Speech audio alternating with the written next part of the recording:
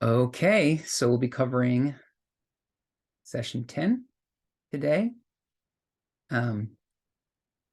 It's a little lengthy.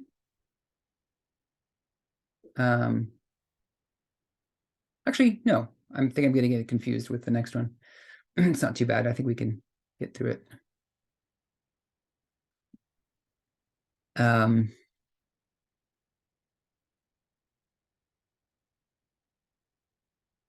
Shall I read the notes? Is that helpful? Okay, let me share my screen. I'm so disoriented with things are not the way that they're normally laid out right now. So let's see, where is share screen? Oh, here it is.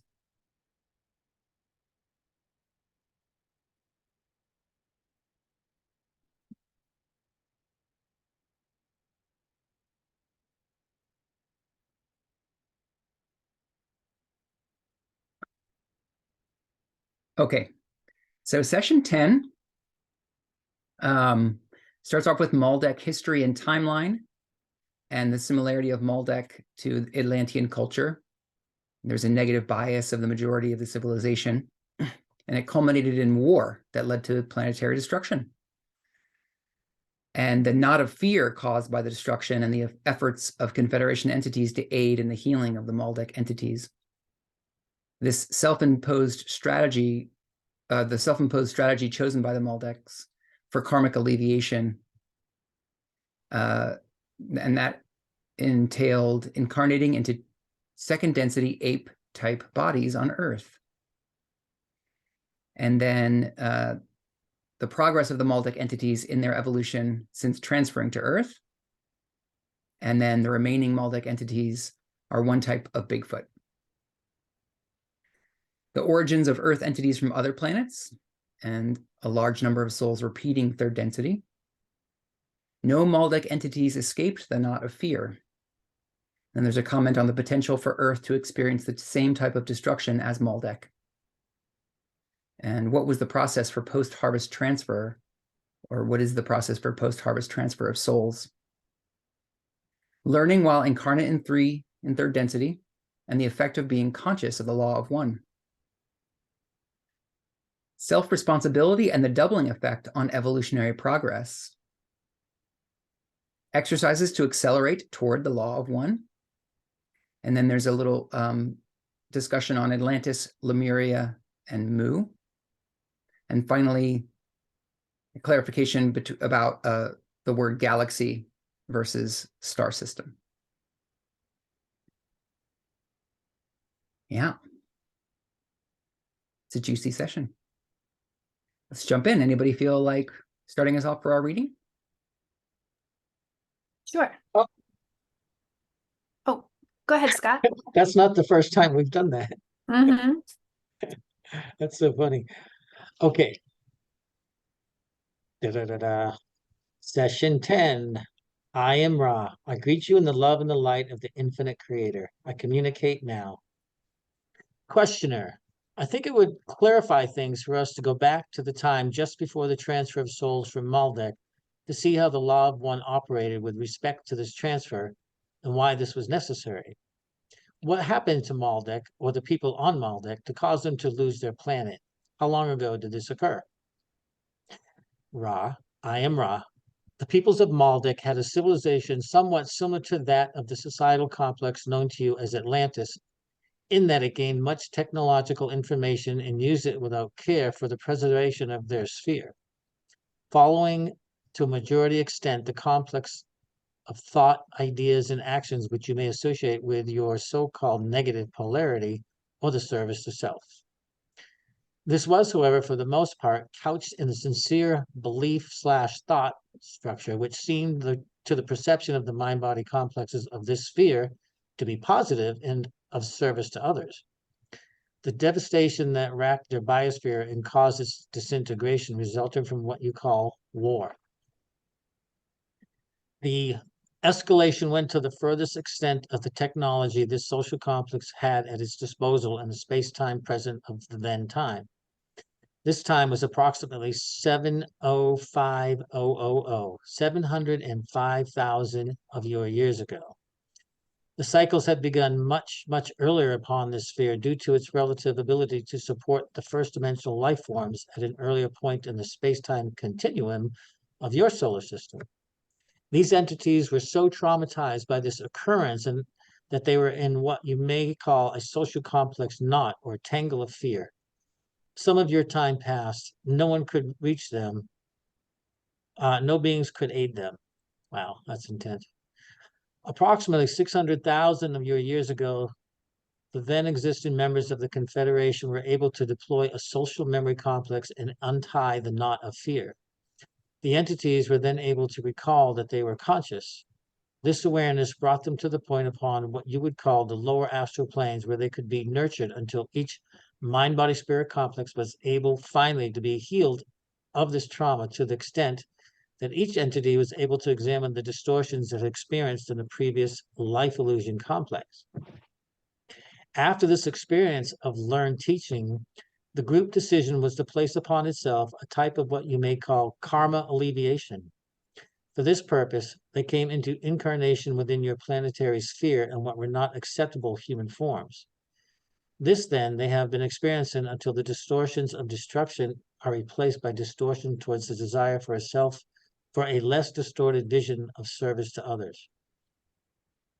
Since this was the conscious decision of the great majority of those being in the Maldek experience, the transition to this planet began approximately 500,000 of your years ago, and the type of body complex available at that time was used. Footnote, or whatever, 1. Do you want me to keep reading?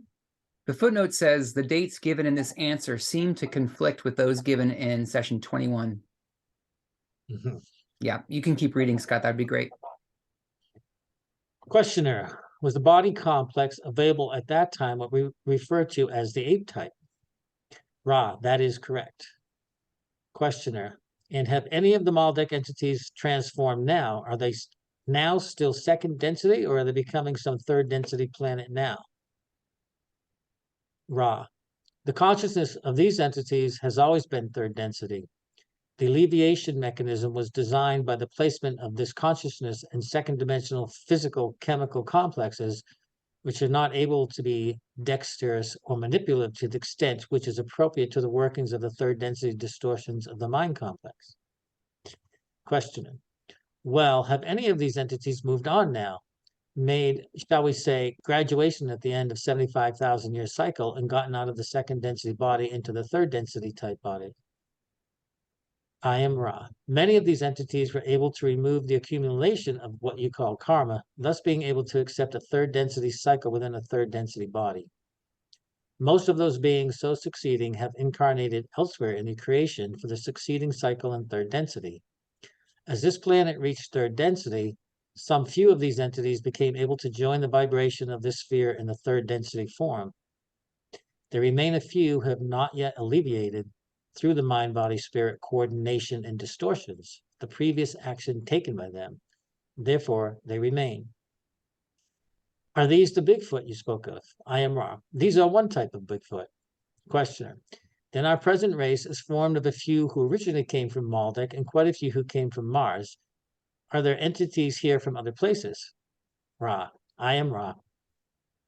There are entities experiencing your time-space continuum who have originated from many, many places, as you would call them, in the creation. For when there is a cycle change, those who must repeat then find a planetary sphere appropriate for this repetition. It is somewhat unusual for a planetary mind-body-spirit complex to contain those from many, many various loci, but this explains much. For you see, you are experiencing the third dimensional occurrence with a large number of those who must repeat the cycle. The orientation thus has been difficult to unify, even with the aid of many of your teach learners. Question. When Maldek was destroyed, did all the people of Maldek have the problem, or was some advanced enough to transfer to other planets? I am Ra. In the occurrence of planetary dissolution, none escaped. For this is an action which rebounds to the social complex of the planetary complex itself. None escaped the knot or tangle. Questioner, is there any danger of this happening to Earth at this time? Ra. I am Ra. We feel this evolution of your we feel this evaluation of your planetary mind-body-spirit complex's so-called future may be less than harmless. We say only the conditions of mind exist for such development of technology and such deployment. It is the distortion of our vision understanding that the mind and spirit complexes of those of your people need orientation rather than the toys needing dismantlement. For are not all things that exist part of the Creator? Therefore, freely to choose is your honor duty. Great. That's a good stopping point. Thanks, Scott. You're welcome.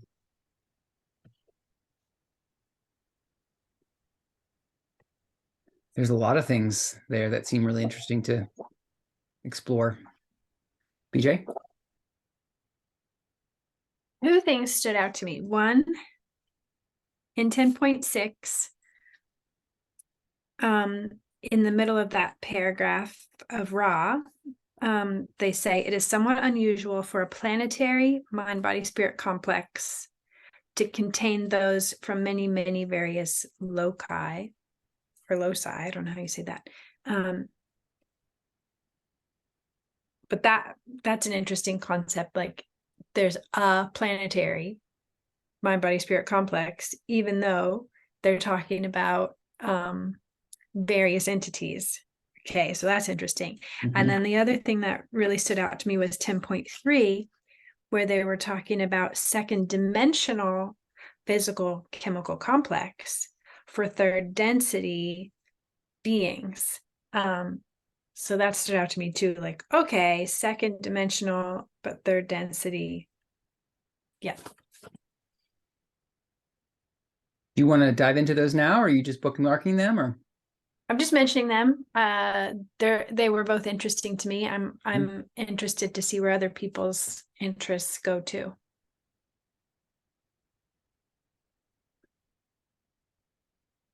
Carolyn, did you want to respond to that?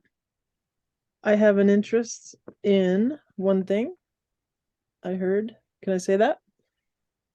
I see Shang has got his hand up too. I assume he's got something else he wants to talk about. So let's just pause. Let's do a stack. We'll go Shang, and then Fairlyn, we'll hear your pointing out. But let's go ahead and let's respond or explore the first two topics that BJ brought up. So the first one was 10.6. BJ, you were noticing that Ross says it is somewhat unusual for a planetary mind, body, spirit complex to contain those from many, many various loci. Yeah. Yeah. We were talking about this in the Law of One study group session yesterday at 40S, where we were exploring like the question of the nature of the planets, like a planet's evolutionary journey and a planet's sense of self. And when does a planet become a logos? And it was a really rich and interesting conversation. And this brings up a similar thing. It's like, this seems to be suggesting that even though Earth is a third density, vibration has been in third density vibration, it still has a mind, body, spirit dimension to it. It has a sense of self. It has a personhood to it, even before it becomes a social memory complex, or we become a social memory complex. Exactly. So is that referring to the planet Earth or the people on the planet, the planetary mind, body, spirit complex? Is that referring literally to the like physical planet independent of us, or is that referring to us as a people? I think it's independent. The way I read it is subject object. The subject is the planetary mind, body, spirit complex, and then the object is containing those from many, many various loci. So containing the people. So it's the planet, it's the planetary mind, body, spirit complex as a being, and the uniqueness of Earth in that it accepts and receives and hosts this experience of souls from so many various locations of origin. It seems much more common for a planet to just kind of go through what Ra went through, which was like the 3D entities are the harvested second density entities, and then they go through the 3D and they continue. But Earth, as we all know, has Martian origins, Maldek origins, other 3D planetary origins. Ross says there's 3 major planetary influences and then 13 minor planetary influences on Earth, plus the original Earth, 2D harvested Earth beings. So we got quite a unique little party going on down here, friends. And it's sweet because Ross says, they're kind of like from my perspective, it offers compassion. It helps us have compassion. It helps us have understanding for our situation. It is somewhat unusual for a planetary mind-body spirit complex to contain those from many, many various loci. It's hard to unify, basically, is the point. It's hard to like get all those souls with so many different histories to like unify around one, evolutionary direction. I have a follow-up on that same topic, which is he said, like, I'm surprised that it's unusual, because even in Ra's case, only 1/3 of, was it like 1/3 of them that were harvested? So the other 2/3 had to go repeat it somewhere. It seems like repetition is, I assume it's very common. So they have to go somewhere. Like, why is it so unusual for, unless there are just planets that, okay, so if I follow this train of thought, that means there's a lot of planets that enter their density that just don't have anyone there. So then the people who repeat are the only ones there, and they get incarnated there, and they're all from the same place. I guess that's the only thing that would explain that, right? Or, let's say all 2/3 of those non-harvesting Venusian souls like all went to one planet, and then there's a planet that had like not just Venusian souls, but like also they were blended with the native souls of that planet. So in that case, it would be a blend, but it wouldn't necessarily be 17 different planetary sources. It would be like 2 or 3, maybe. Or it could be what you said, Sean. It could just be like that there's a third density cycling planet, comes into potentiation. There are no harvested 2D souls, so it's just available for a different, planetary. Makes me wonder why they dump so many different civilizations on Earth. Like, why? Like, that just seems like it's asking for trouble. Yeah, it's a great question. It's relevant.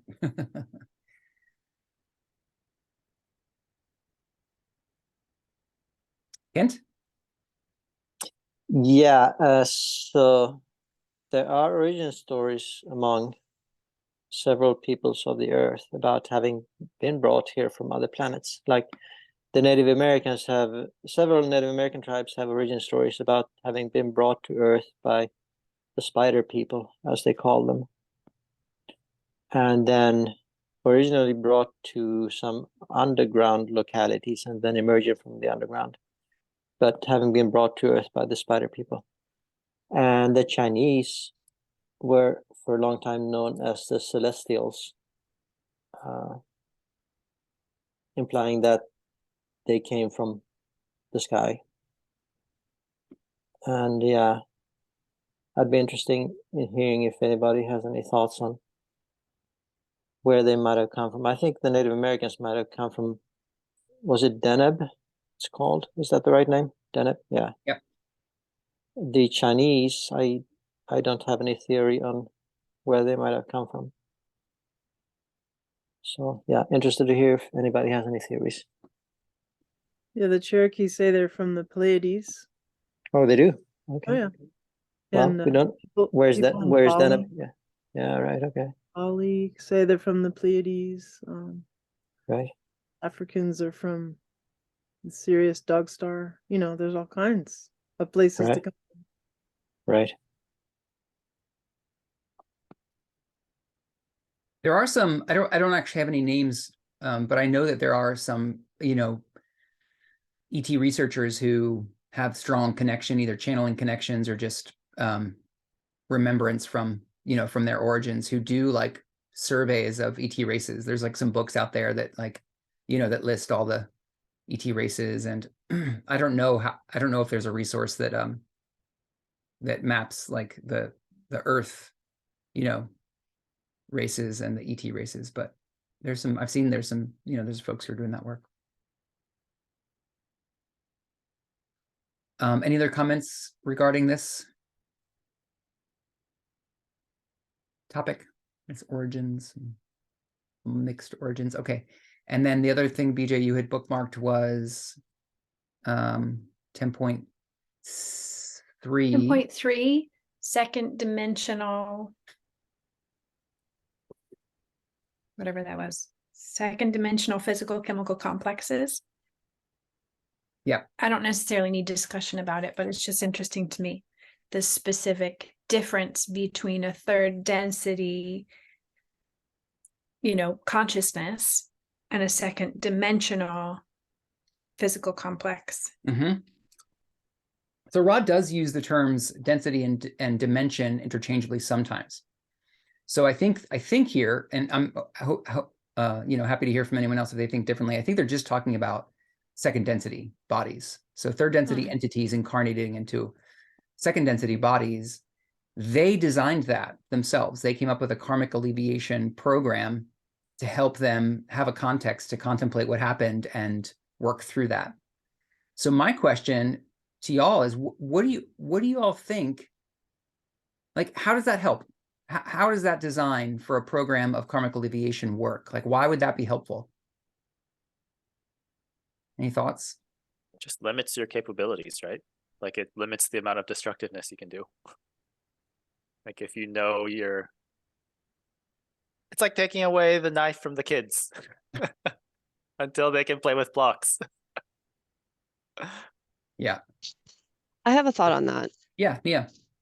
So I've been thinking a lot about this actually, not just because of this session, but in general. When we talk about second density leveling up into third density, and there's a lot being said by Quo, which I forget who said it. I think it was said yesterday or something like that, that Ra is then talking to Latui and Hatan and Quo to then, because Ra can bandwidth to them and they can bandwidth to us. So a lot of what's being said by Quo is coming from Ra as well. The flip side being it's conscious channeling, so it's going through major distortions of the entity that's doing the channeling. And that being said, so something Quo had said was telling about our pets, that second density entities become self-aware by having third density entities giving them names, separating them as independent beings, and love and devotion specifically. And we know, let's just say scientifically speaking, that whales, dolphins, and I forget what the other one, they have a higher emotional center in the brain. Their limbic system is massive compared to ours. So it's been said that they actually technically have more love and more compassion than human third densities are capable of.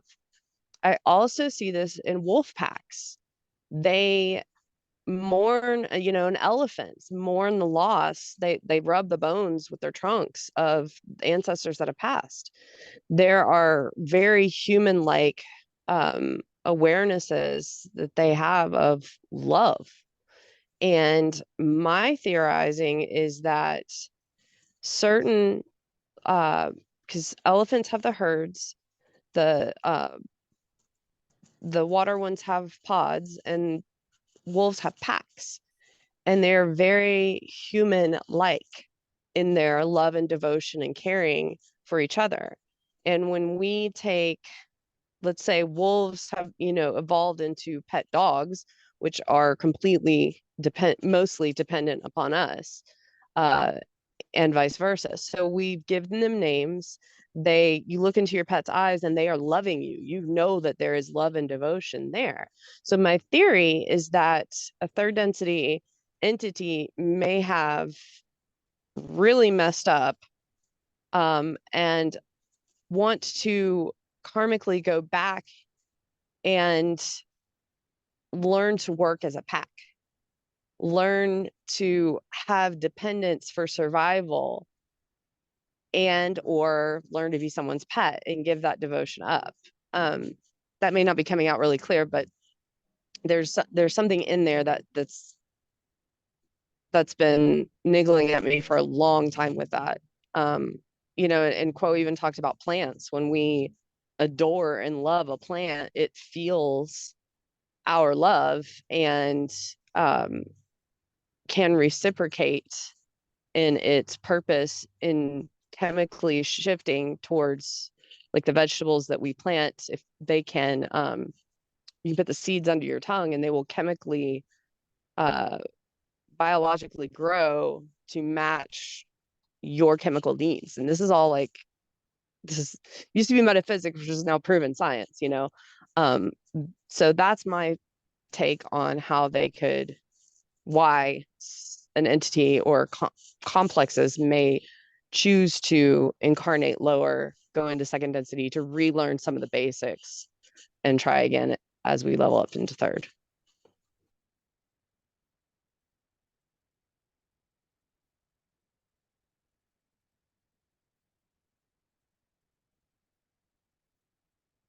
Thanks, Nia. Okay, let's move on to the stack. Let's see what else folks are interested in talking about. Shang, and then Shang will get you first, and then Farrellyn.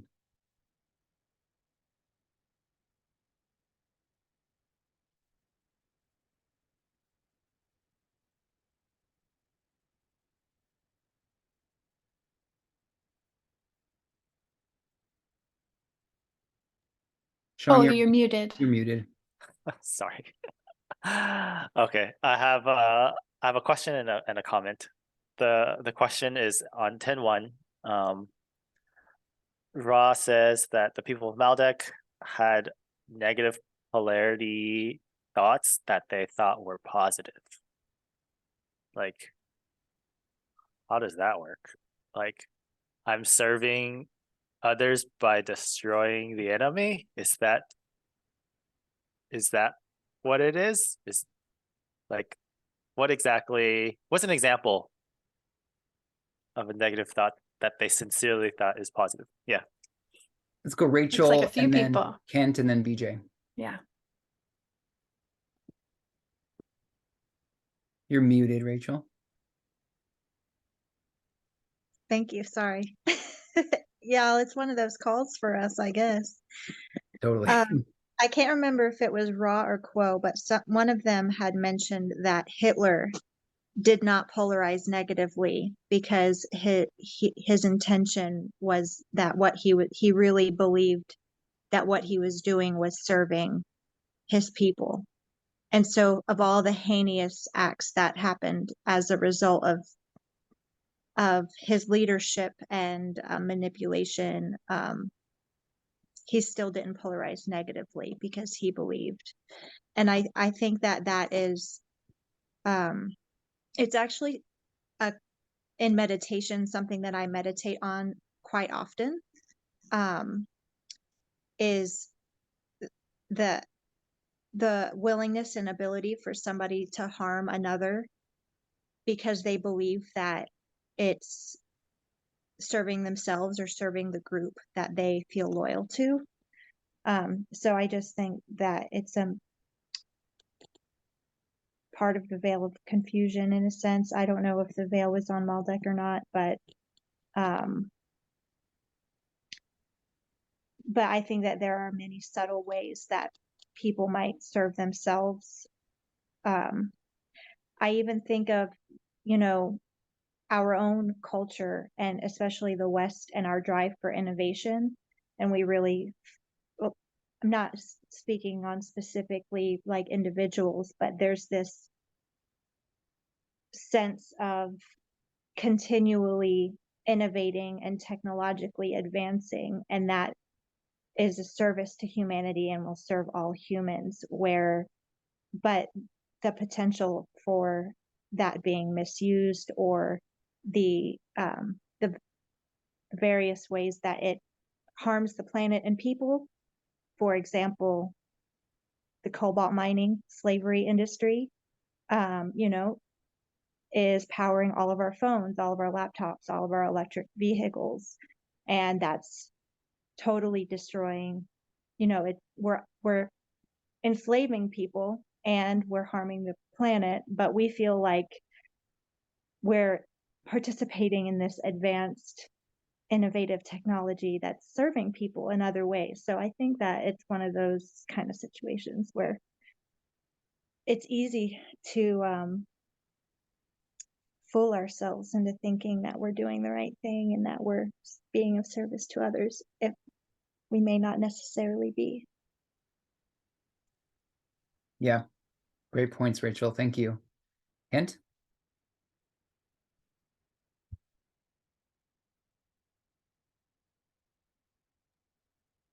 Yeah, hi. I'm going to go on a limb here and say something that I cannot be sure that everybody here would agree with, but I think a majority of the population of the world believe that the governments of the world had a positive intent behind their COVID response, which is something I personally don't believe. I don't believe the intent was positive. But a majority of the population of the world, I think, do believe that the intent of the governments in their COVID response was a positive one. So I think that's an example of where the population believe that, you know, there's a positive orientation of the leadership of the planet and the governments of the world, where there might not be a positive intent. Yeah. It's tricky to know when you're veiled. BJ? Yeah, something that I track about that. As far as I can tell, like one of the key, like sort of turning points of thinking that I'm serving someone else where I'm not actually serving them is thinking that I know what someone else needs, or I know what's best for them and they may not know what's best for them. And particularly that shows up as like not honoring their free will. Yeah. So like sort of cutting off someone else's evolution, you know, their evolutionary process, their learning process, but thinking like, Shang, I know what's best for you right now. And what's best for you is for me to, you know, dictate that you need to drink green smoothies every day, you know, whatever. Like it may be actually really great for your health for you to drink green smoothies every day, but I'm then imposing my will, my desire onto you. Yeah. Yep. Yeah, that's key. How are we interacting with free will? Scott? No one needs to make Kent drink green smoothies because he already does it. Green smoothie girl. She was a figure on Facebook for a while. Anyways, going back to Shang's inquiry, I believe the last thing you said was war as a question. And when you said that, you know, it definitely occurred to me like, yeah, I could see that for sure as an example. And I was thinking about how, you know, how many people are called to patriotism or in the, you know, love of your country or something to defend, and like soldiers and everything that believe in what they're doing. And maybe in some cases it's, you know, it is truly in self-defense or something, or defending against something that could potentially cause great harm. But I think it might be different for, in my opinion, about like the people who are actually starting the wars. You know, it's a different thing from all the soldiers who are agreeing to a narrative, right? And it made me think of this friend of mine back home before I came to Asheville, I was back home, Aaron, and we used to have these really long conversations. And he was really into all kinds of war stuff. And he was like, he kept trying to sign up, but he was like, he had some disability or something. And be like, I remember him saying passionately, no, I would shoot every one of those, whatever group was made the enemy. And he said to me, he's like, I love my country. Do you love your country?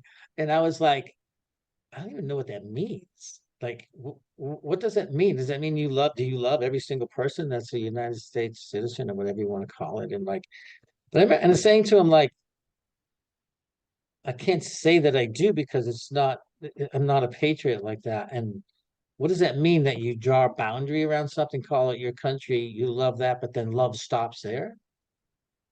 And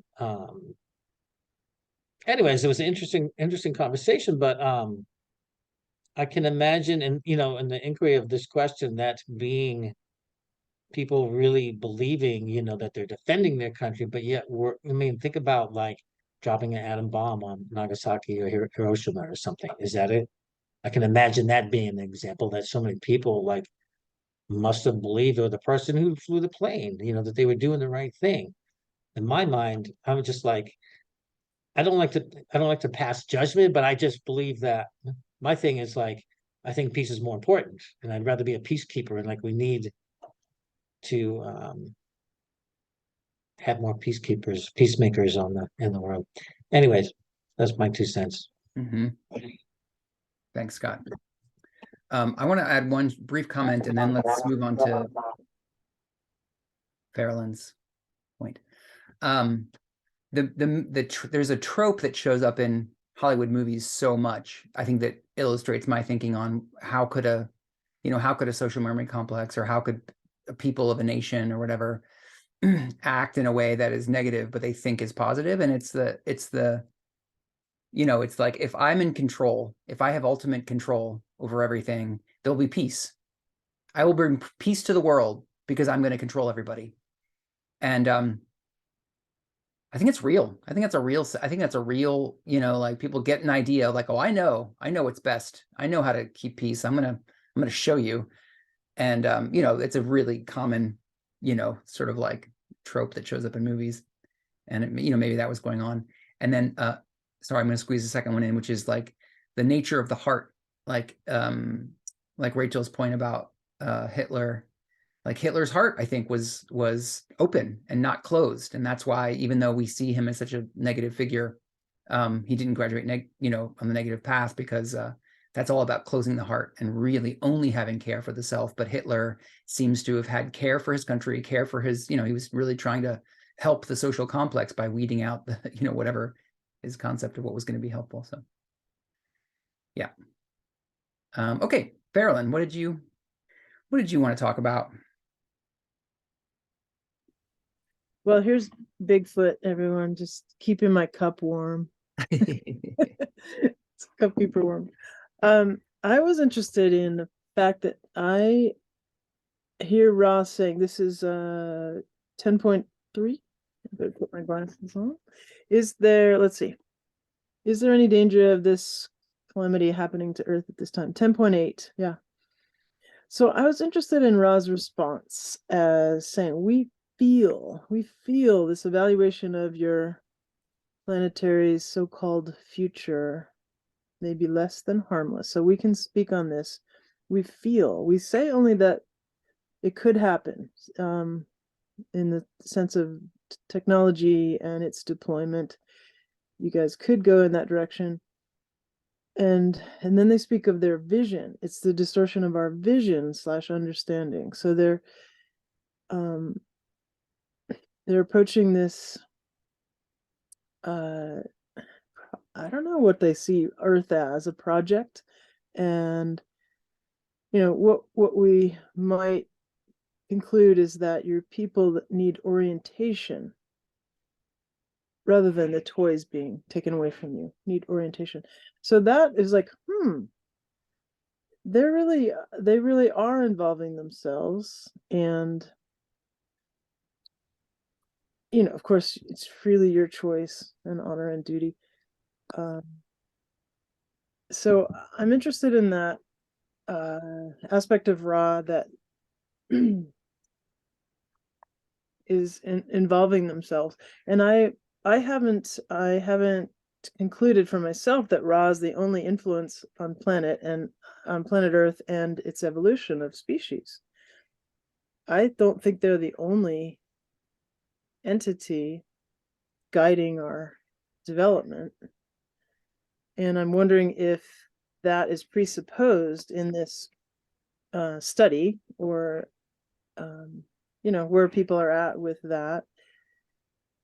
As you know, other people have other sources, that we're all eclectic, and yet I'm kind of, before I go further, I would like to talk about that. Do you know what I'm asking? Like, Yeah. okay, this is what I hear Ross saying, is like, here we are, we're not going to take your toys away, we're going to give you, what was that word, orientation. And I know that I'm into the Pleiadian source it's very current for me, and they're saying similar things. So maybe I'm asking you, Aaron, maybe you, BJ, do you see Ra as the ultimate guidance of this galaxy, or this solar system? It's a big question, I know, but you can answer. You can answer it quickly. You can say yes or no. I'll speak briefly on it, and then I see Shang's got his hand raised for a response. Ra themselves says very clearly, they expose that they very much are not the only ones offering orientation. So yeah, this is not even the teachings themselves aren't offering a perspective of like, we're the ones you need to listen to, we're the ones that are offering orientation. Not at all. Ra talks about how many social memory complexes are in the Confederation, how many entities are, impacting Earth's course of history. Is that speaking to your question? Yeah, and I guess I am edging up to that question, is like, do you feel like this is your primary source that kind of, well, that's where we're at right now. This is what obviously you're involved in for the last 4 years and are presenting, and I find it totally valuable.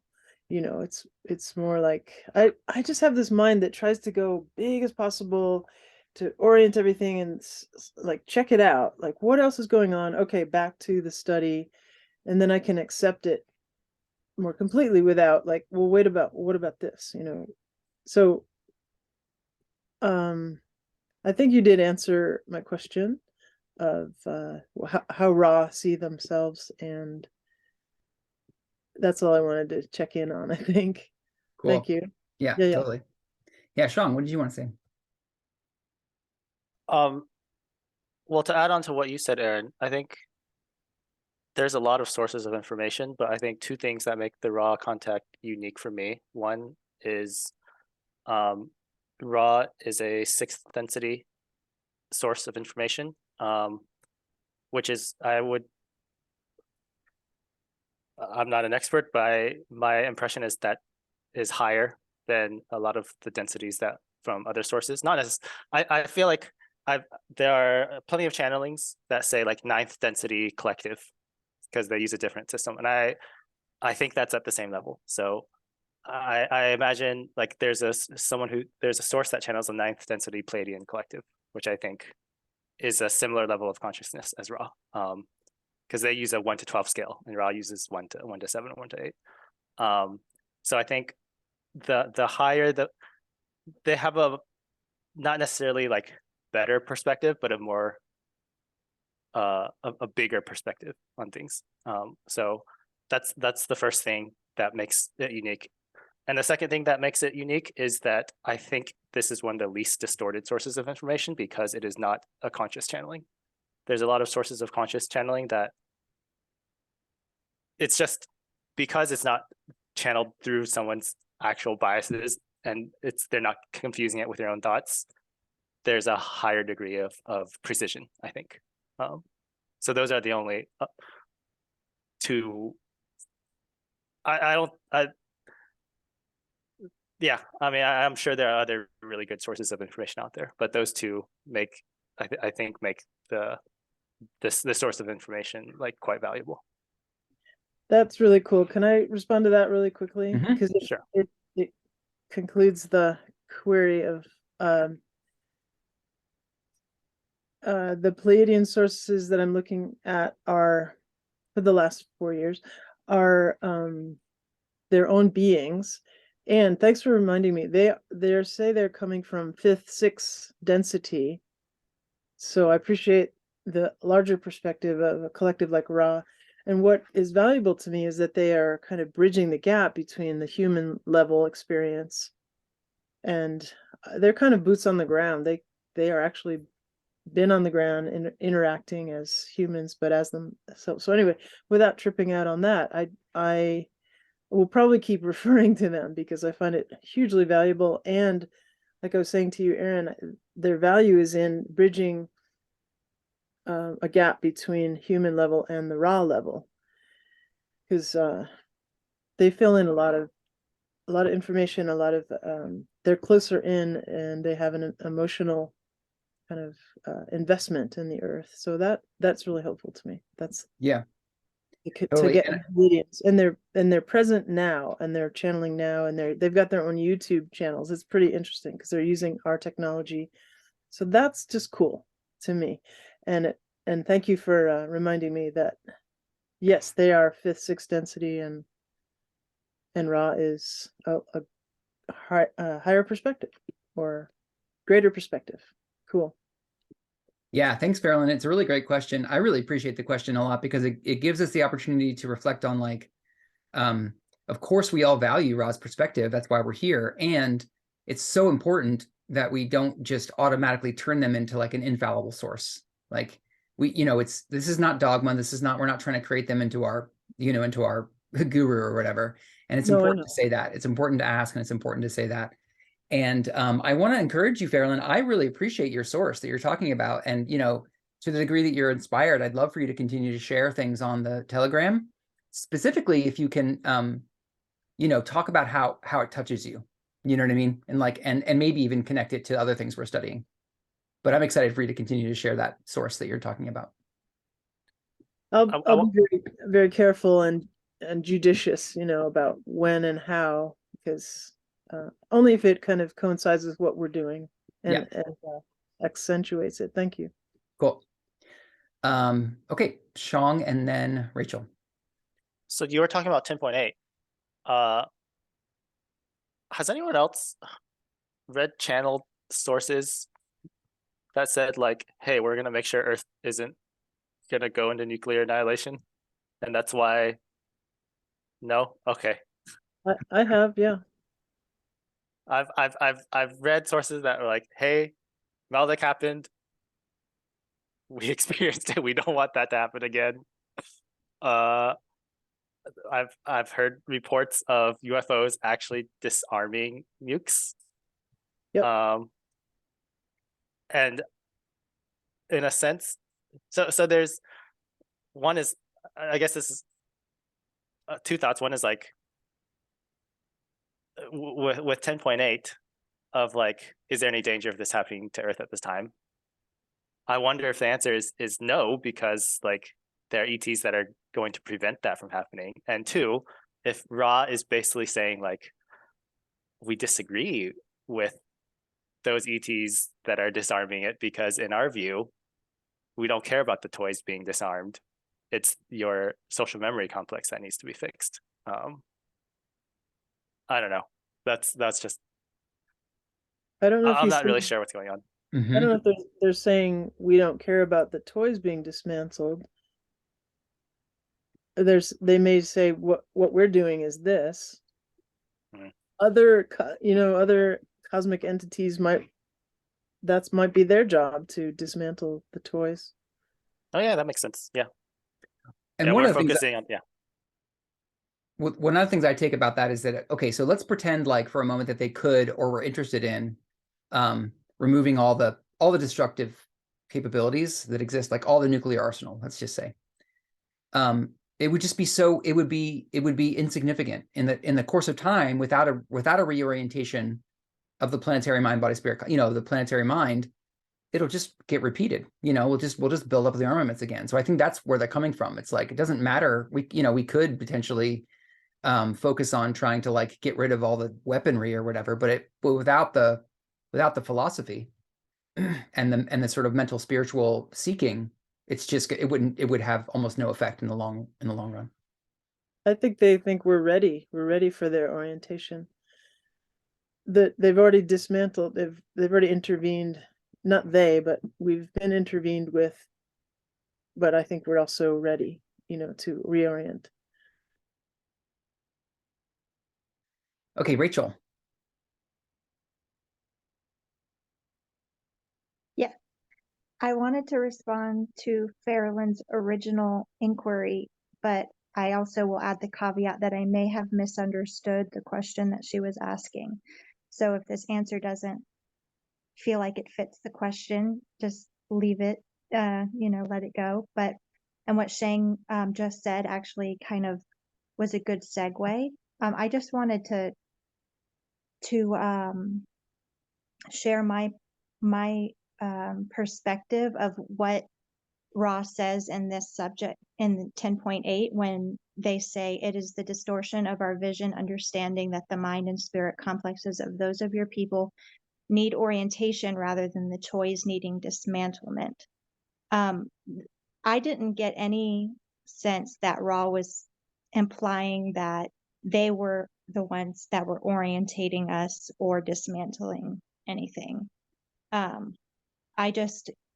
What I understood was that Ra was just expressing that it was their understanding that we ourselves could reorient. I didn't really get the impression that they were sharing a plan to orientate us. And I just wanted to share that because it was a different perspective. Yep. Appreciate that. BJ? Yeah, Oh, go ahead. Sorry, Farrellyn. no, thanks, Rachel. I could see it. I could see that too. Yeah.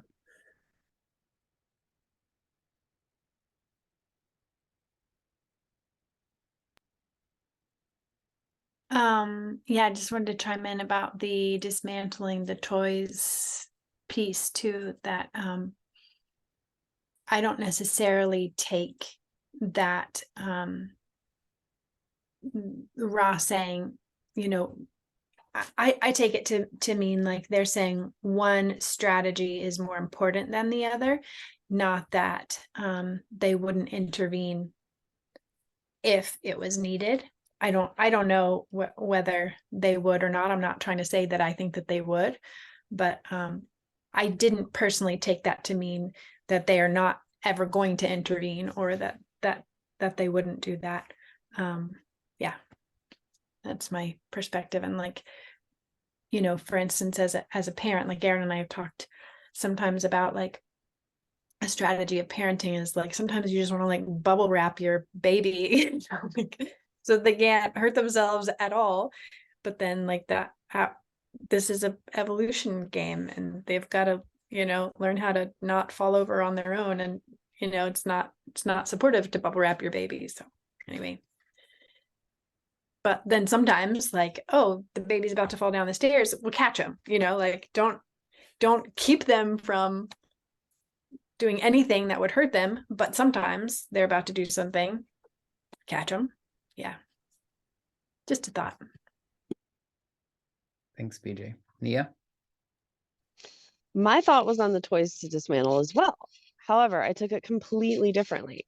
My brain heard what Ra has spoken of before, where Don asks a question and he's like, this is transient material. This is really not as relative to the law of one that we are trying to teach you as, we can't orient your questions and say, you should ask us this so we can help you more.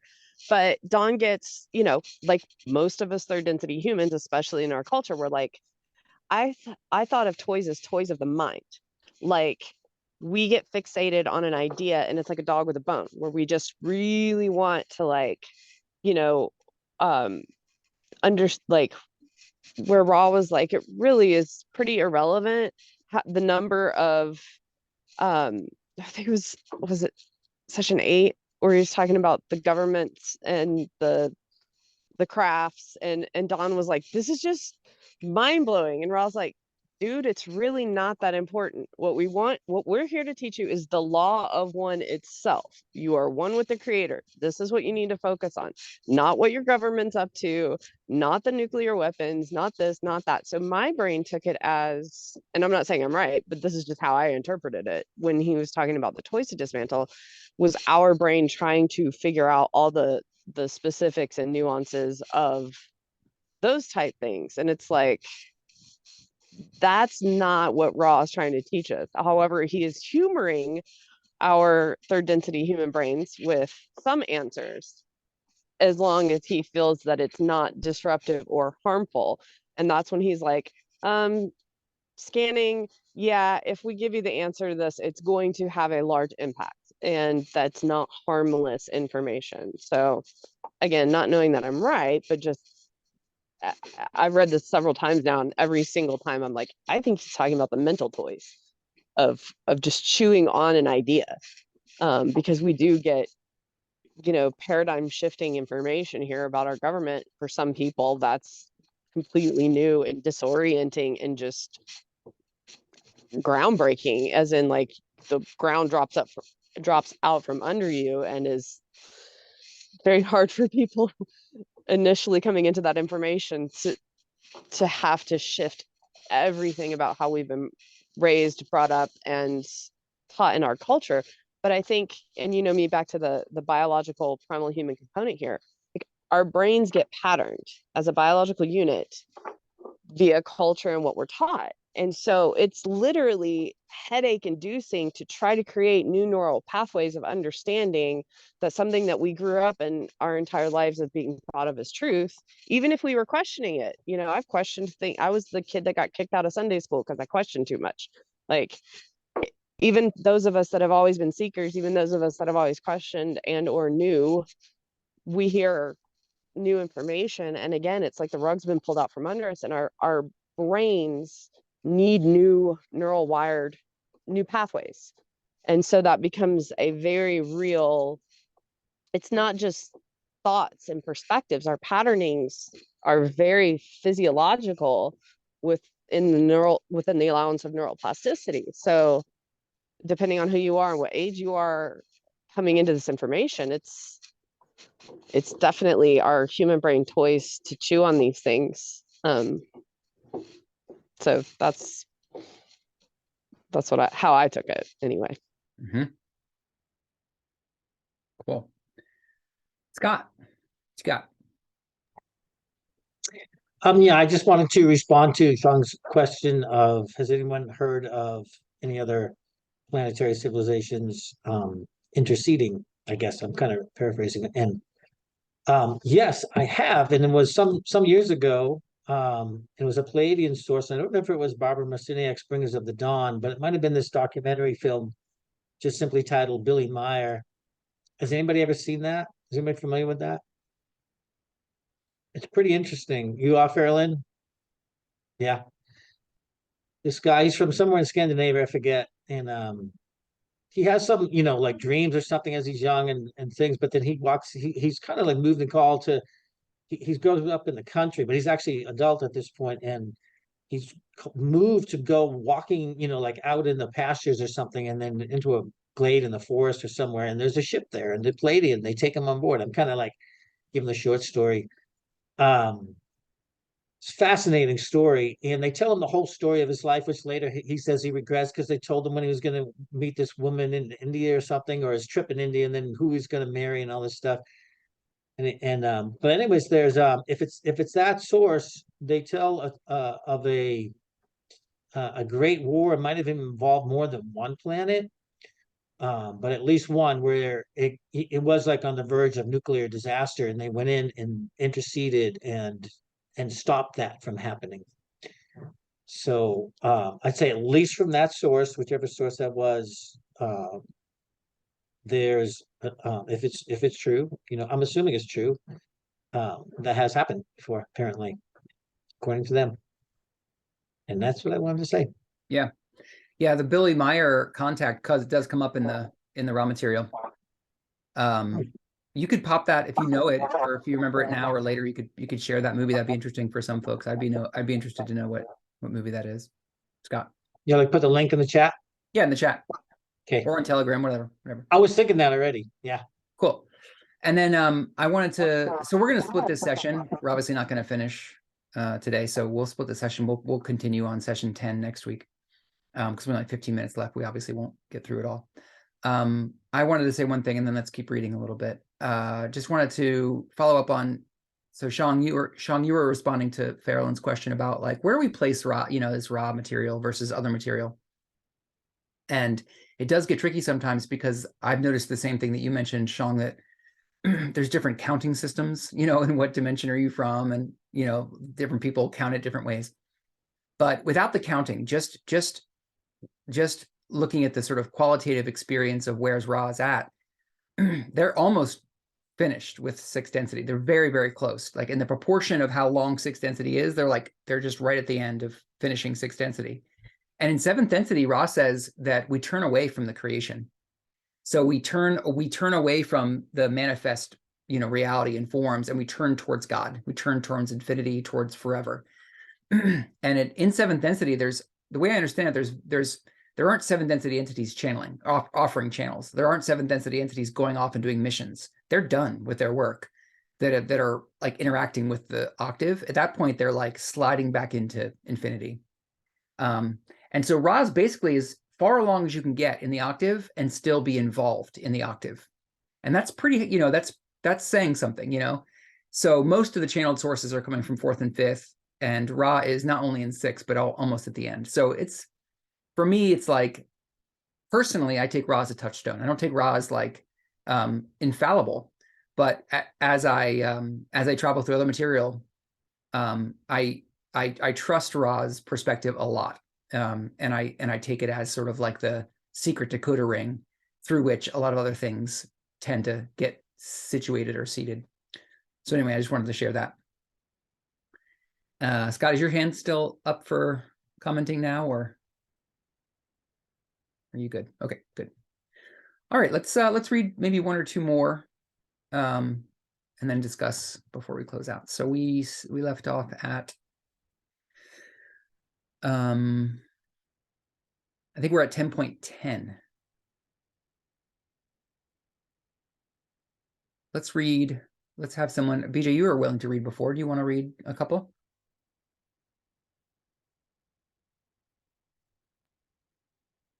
I'm happy to read 10.10.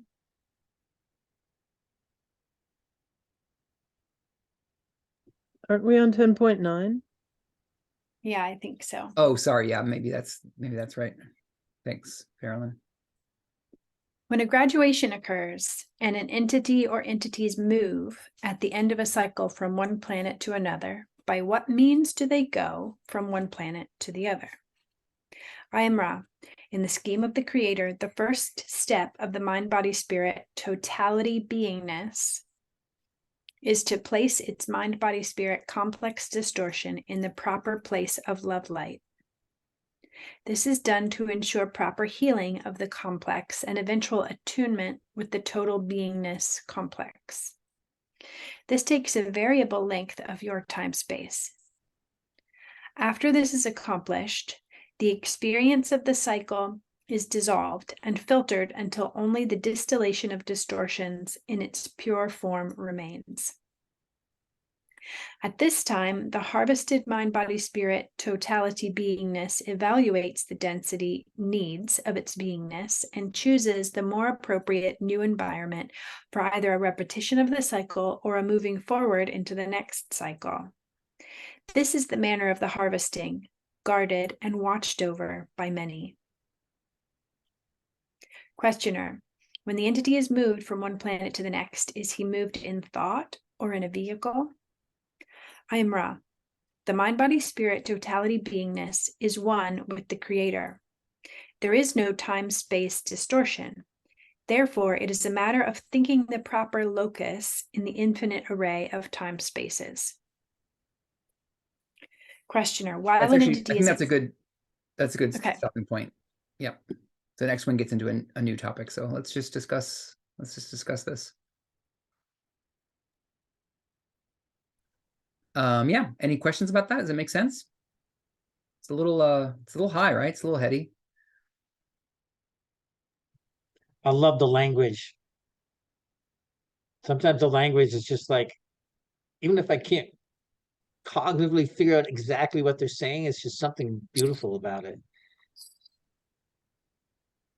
So intelligent. Yeah, me I too. got. Kent. I want to comment on something. Yeah. Yep. So at the end of 10.9, it says, last paragraph, second sentence. At this time, the harvested mind, body, spirit, totality beingness evaluates the density needs of its beingness and chooses the more appropriate new environment for either a repetition of the cycle or a moving forward into the next cycle.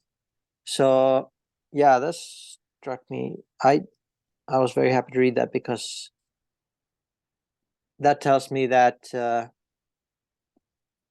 our higher self actually gets to choose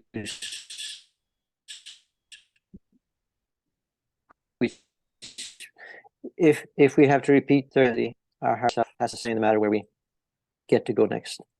That's my interpretation of that. And that was not my understanding before. I didn't have the understanding that our higher self itself got to participate in that decision making. So anyway, it just made me glad to see that. Because I'm thinking of my pets, for example, as they go on to third density, what's going to happen to them? Where are they going to go? Are they going to go to a planet with a lot of negative entities? Things like that. So it made me happy to think of them and their higher selves having a choice in where they go, what planet they go to. So they're not just randomly placed on a planet with a lot of negative entities, and they're going to have a difficult time. All right. That's really sweet, Kent, to hear you're thinking about your pets' next lives. Oh my gosh, that's really touching. Right. Yeah. Sean? Does so 10.9, the process, does this not describe the end of, is this only for harvest, or is this after every incarnation? Because this sounds like it would apply for like every life, right? Or no, is this only for harvest? I think it's only harvest, because you don't get to bounce to a different planet between any incarnation. Like if the planet that you're on is still available and you're not changing densities, you're going to reincarnate on the same planet. Yeah, fairly automatically, I think. That seems right to me too. Okay. But there's some integration process between, like, what's the difference between lives? Like, there is still some filtering, distillation of experiences, integration. I guess you work with, is there some work with the higher self in between lives? Oh yeah, absolutely. So this is just like a maybe like a bigger version of that, maybe? I think during harvest, you go through all the same experiences. You have access to all the same experiences that you do in a normal, life between lives. But there's an extra step of the walking of this, the upward staircase, and the placement of your comfortability in the light. that step is extra, and those entities that attend that process, I think they come to attend that during the harvest time. They're not normally there. I see. Okay. Yeah. I want to chime in and say that Neil has 2 presentations on the inner planes, and they're available via podcast that talks about this, what happens in between incarnations. And I do think it is talking about the stairs of light. And this, I was confused on this too, if this was in reference to the harvest versus reincarnating. and continuing, because the stairs of light is watched over by many, and we have guardians and helpers, including our own higher self, where we're the stairs of light. You go up them until the light becomes too bright, and then that's your exit point. That's where your stair is. That's where where you graduated up to. But and this isn't a raw source, but it's, we're karmically tied into our planetary being. And so there's a lot of heavy, like, it's like density, not our third density, but it's a sense of heaviness, a density that continues to like karmically draw us back to the same planetary being. So that gets into, I wish I had this memorized like you guys do. I've only read it a couple times, and I'm like, I think the way Dawn presents the questions, because they're scattered, my brain is scattered with the information. It's not like, it's not a straightforward question and answer and continuation of information. So I'm like, where did I read that? And was that quote, or was that even? So I'm trying to remember like what, but yeah, Neil's got at least 2 podcasts that I'm still working through, but speaks to this exact point. Cool. So That's really cool. Yeah, I think that's come up before, that he has that information. I'd love for him to share that, or you could share it on his behalf or something. Okay. Yeah. I'll make sure that's shared. Cool. Neil from our group? Neil from who was at okay. Yeah, I'd like to know. Me too. One of the things that really caught my attention about this part of the material is like, we've learned about the experience of our mind body spirit complex, or a mind body spirit complex during the harvest process after we die, and the ascending, the staircase. But this tells it from a different perspective. This tells it from the perspective of our mind body spirit complex being this totality, or whatever, So it's like, Ross basically says there's 3 stages in our total journey through the octave, and 2 of them are beyond time. We're in time. The mind body spirit complex is in time, but the higher self and the mind body spirit complex being this totality those 2 are beyond time, and they attend too. So it's almost like there's 3 of us there. There's almost like there's 3 of us at harvest, and from our perspective, we're the ones doing the placement. We're the ones like sending the stair, or like figuring out what's comfortable. But there's another part of us that seems to be analyzing the distillations of the experiences we've had so far, and then using that distillation process to decide what's next. So it's like telling the process of harvest from a higher perspective, and that's just like, it kind of breaks the brain. It's like there's different very vastly different parts of us who are all participating in the harvest process from a different place. It's interesting. And it's all one being. Right. Yeah, we are our higher selves, and the collective of guides, and the Federation. Yeah. Kent? So I figured the mind, body, spirit, totality, beingness was the same as the higher self. But it sounds like you're saying it's not, Aaron. Correct. So what's the difference? The mind, body, spirit complex being this totality is basically like it's the last step of our interaction with the octave. So like we've finished all of our experience. We've had all the experiences we need to have to satisfy our identity and our interest. And then we crystallize all that experience. And then as this sort of like resource, we like kind of like generate this sort of like data bank. It's like our own personal Akashic records is how I think of it. And we give that data bank to the mid 6th density portion of ourselves.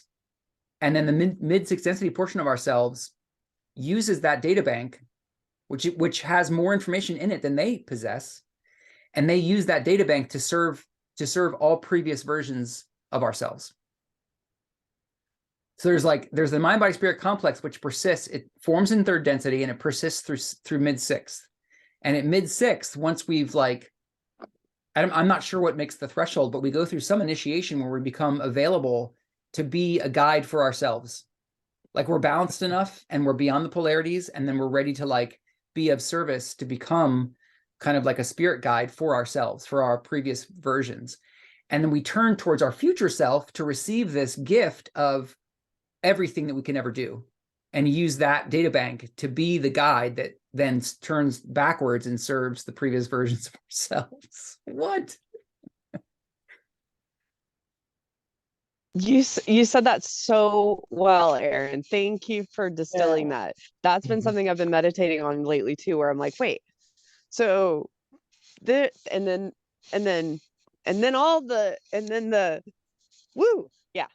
Thank you for Totally. It's a mind I bender really for want sure. you, I want you to do flow charts and diagrams for us, Aaron. You are so able to distill this information and boil it down into digestible information. And that's why am I using food terms? But anyway, you get Well, thanks for saying that. That's what Yeah. exactly what I was referring to in my check-in, where I feel like I want to get into that publishing, and just distilling this information for more and more people. I think we need you to. Yeah. Thanks for saying that. I need the encouragement. Yeah, Kent. Yeah, thank you, Aaron, for that. That was great. So if the higher self is in late 6th density, where would you place the mind, body, spirit, totality beingness? Would that be Seventh 7th? Seventh density, yes. Like all throughout 7th density, or the end of 7th density? No, Or just my understanding is well, 7th density is completely beyond time. So it Oh, has yeah, that's there's true. no years, there's no amount of years that it takes, because Right. like literally it's out of time. But it's the last thing that we do. It's the last interaction we have with creation. Mhm. We continue to there's some experience we have before we're completely merged back into oneness, but that's a private experience we have, and we don't. That's the end of it's the end of the octave. It's the end of the experience of being an individuated soul, and then our soul like literally blends back into the one infinite creator, and we let go of all sense of self, any last vestiges of our sense of self. Yeah, That's great. Thank you. yeah. Scott, I think this will be our last comment for the session. Well, that last thing you said, I just had a thought, I'm not ready for that. Of course I'm not ready for that. But yes, I agree with what Nia said. That was so beautifully articulated that it gave me some clarity on some things that wasn't quite clarity. Because just before that moment, I was thinking what Kent was saying. I was like, oh, that's the higher self. But like, that was a wow moment. So thank you for that. And what was occurring to me as you were saying that too is the parallels again with tracker school teaching. And like I remember this one thing with a certain time when Stalking Wolf is teaching Tom, and they have these really long discussions and all kinds of things that they actually do. And he tells them like, well, essentially we're a trilogy, and we exist in the flesh, we exist in the world of the force, he calls it, as pure energy, and we exist in the spirit. So I see a parallel there. And it also made me think about I think I may have mentioned this at some time before, but maybe not with this group, but is anybody familiar with Hank Wesselman or read the Spirit Walker trilogy? You read 2 of them? Yeah, amazing. And that's in the Hawaiian Kahuna mystical tradition. And incredible books. But he talks about, they have this word, oh my gosh, I'm gonna forget the word now. Amakua. And I think that sounds or seems like a parallel to what you're talking about, the total being. It's like the God self. It's like the translation into English that I kind of made. And it's like, if that makes sense, like the God self, but also I perceived it when reading those books as almost like a soul, like the God self has different emanations of it. And then there's like the soul groups that you are sourced from in a particular flavor. I don't know, a word or something, soul group. But that seems to be also synonymous with the social memory complex. Anyways, just some thoughts on that. Mm-hmm. Yeah, well, one thing that this says is it's a clue into this mind, body, spirit, totality, beingness. In the last part you read, 10.10, the mind, body, spirit, totality, beingness is one with the creator. There is no time-space distortion. So it's like, you know, our mind, body, spirit complex beingness totality isn't the creator. It's not equivalent with the creator, but it's like a partnership. It's like a deep, you know, I don't know. I mean, of course, we're with the creator now too. So, you know, we're into subtleties that's difficult to put words to, but we're completed at that level. You know, the creator generates souls in order to travel through the octave and have these very unique experiences of infinity. And then the totality beingness is that portion of us who has fulfilled that duty, you know, who has like completely emptied the curiosity about that, whatever it is that what makes us unique. Anyway, we could go on and on about this, but we're a little past time, friends, so I'm going to close it. Thank you so much once again for a really engaging and fascinating conversation about this really, really helpful philosophy. Thanks, everyone. And Thank you, Scott, there was a everyone. request for you to put that resource in the Telegram thread too. Yeah. Thanks, you guys. Oh, it was a Eric. book, some book that you were talking about, whatever Fairland said she The read. trilogy. Okay, Yeah, that the was- Spirit Walker trilogy, Hank Wesselman, yeah. Yep. Yeah, I want to. Oh yeah, I- and then I'll I put do this, the books on being guided in between lives. We were talking about that around the fire last night. Michael Newton. No, Right. is that his name? Michael? Yeah, sorry. Yeah, Michael Newton. Yeah. Yeah, right. Yeah. I can put that in there. Oh, That is the single most referenced book outside of the Law of One that comes up in the study group. Like over the years, that's like it's like it should Yeah. basically be required reading for this group. Yeah. It's so that and Little relevant. Soul in Right. the Sun. Yeah. oh, what's the name of the other one? Little Soul in the Sun, which is like a tiny little Children. it's a kid's book basically, but it's profound. It's Neil Donald Walsh's Conversations with God distilled for children's book. Oh yeah. So it Oh, was density of souls, density no, Destiny of Souls? soul, density of soul, destiny of Journey, soul. Journey of Souls and Destiny of Souls. Oh, yeah, I've read Journey of Souls, yeah. I wish he'd do another one. Yeah.